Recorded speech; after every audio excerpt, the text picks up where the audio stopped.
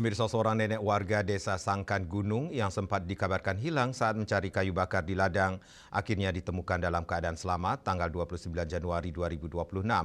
Niwayan Bace, 80 tahun, pertama kali ditemukan oleh warga Banjardinas Pakel, desa Sangkan Gunung saat memberi makan ternak sapi ke kandangnya sekitar pukul 16.45 WITA.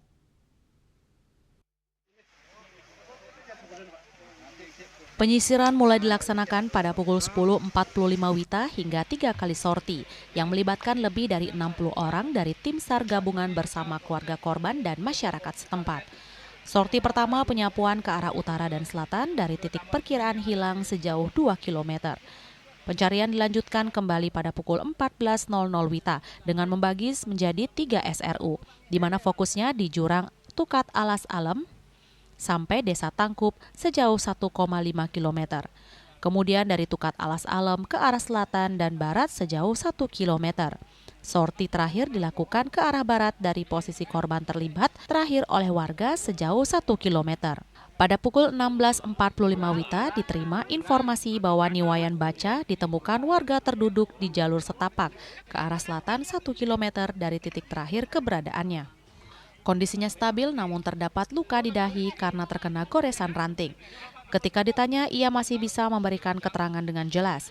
Selama 6 jam pencarian, akhirnya target berhasil kami temukan di kebun Kendal Tua, Dinas Pakel, Desa Sangkan Gunung dalam keadaan selamat.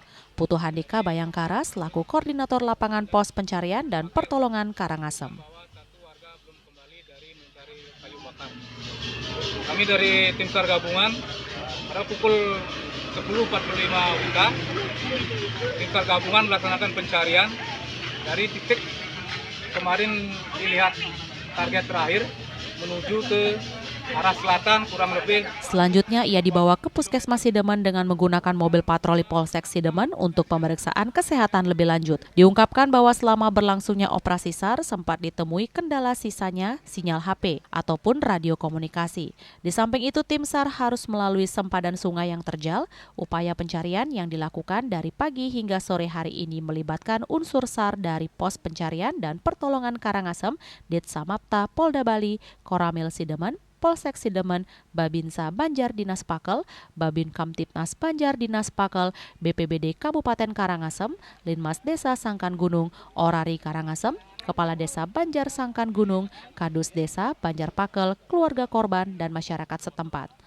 Rai Suantara, Bali TV.